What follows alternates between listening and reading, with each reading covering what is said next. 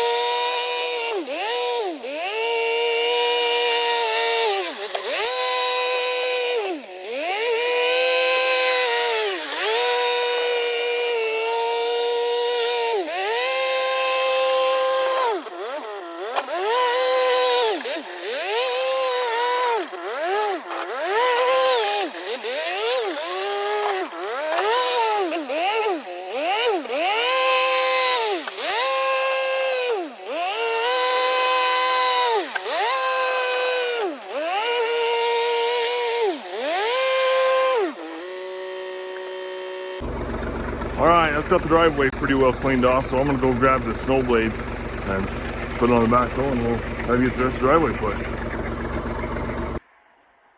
Alright, I was going to show you guys this little angle snow blade I built for this backhoe. I'll show you how it works. So this is a snow blade like off for what they use on the front of the pickup. I actually bought this at the scrap yard. I paid 20 cents a pound for it. The only thing that was here was the blade and this little angle assembly right here. So the blade will pivot pretty easy. So you can go, you know, swing it to the right or the left. But the only thing that was there was this, the blade, this little angle assembly, and these 2 little angle irons was the only thing that was there.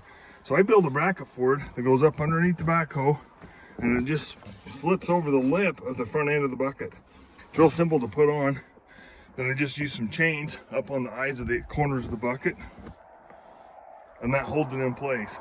It's got the spring deal on it, so when you hit something hard, the springs kind of take a little bit of that on it. So it works pretty slick. I'll show you guys what it looks like in action.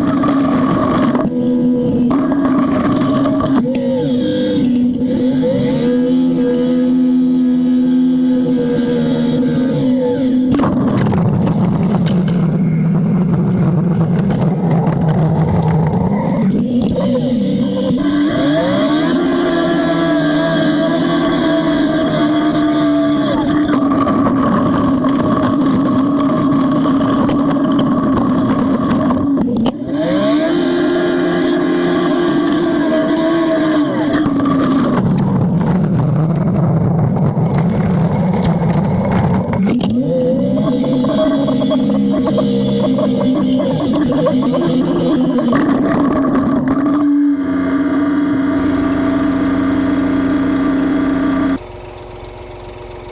I got a lot of soul push to back up my driveway done.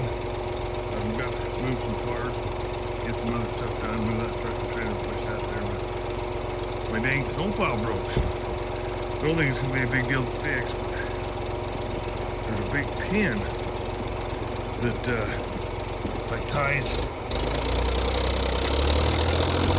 this framework over here.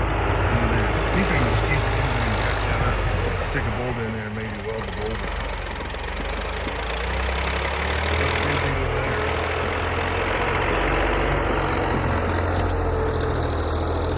Yeah, I'll have to weld that one. Although that one's already welded. Do the same thing here, jack it up, shouldn't be too big a deal.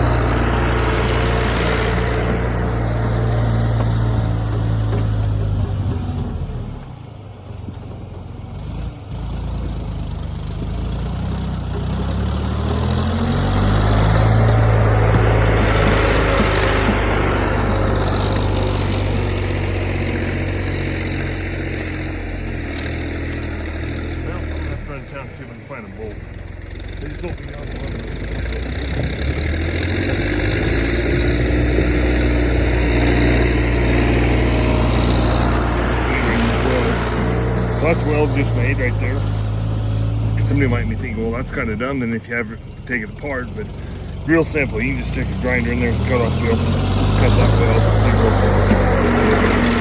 Hopefully not. Hopefully it'll just keep running. But anyway, just wanted to show you what I was doing with that. Well, I'm going to call that done pushing snow for today. It's warmed up some mountains pretty good. Nice to get it pushed, and hopefully if we do any sun the next few days, it'll dry it out. It's funny how you push snow off the concrete pad like that and they come right off. That's pretty south facing, and it dries out pretty good. So, alrighty, well, thanks for watching, everybody. Please hit the subscribe button. Merry Christmas.